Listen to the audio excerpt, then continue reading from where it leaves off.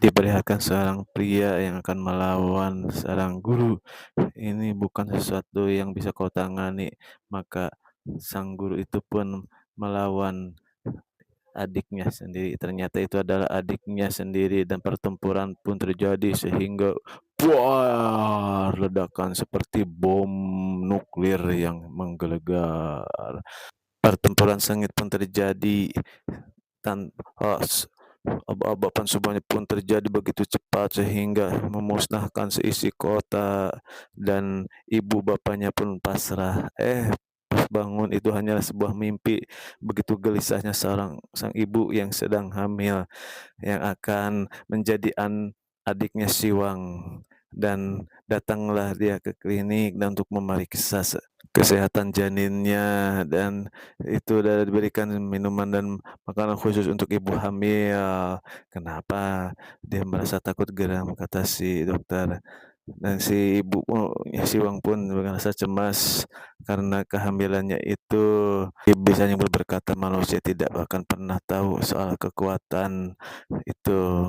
Dan Siwang pun menyalin ke dalam pikirannya, semuanya diserap sama dia untuk melihat begitu seriusnya dia ingin menjadi seorang kakak yang baik.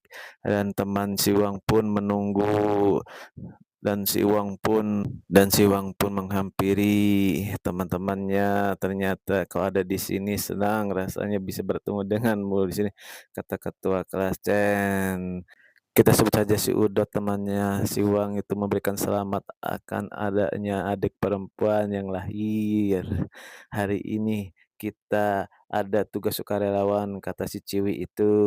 Kata si cewek itu pun berbicara dengan Wang karena ini akan menjadi acuan dan banyak anak-anak yang memeriksakan kesehatannya untuk masuk sekolah dan mereka pun bersemangat. Selain untuk melakukan tes untuk seorang murid, di sini pun ada tes kehamilan untuk seorang murid dan ternyata alat berat rusak, ternyata itu anak tinggi 1,8 dengan berat yang tak masuk akal, yakin itu adalah 8 tahun.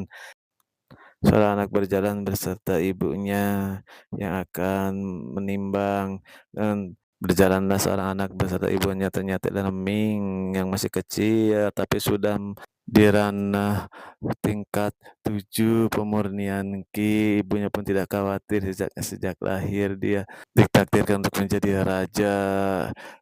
Teman-teman begitu bersemangat tinggi 145 senti. Raja, inilah aku.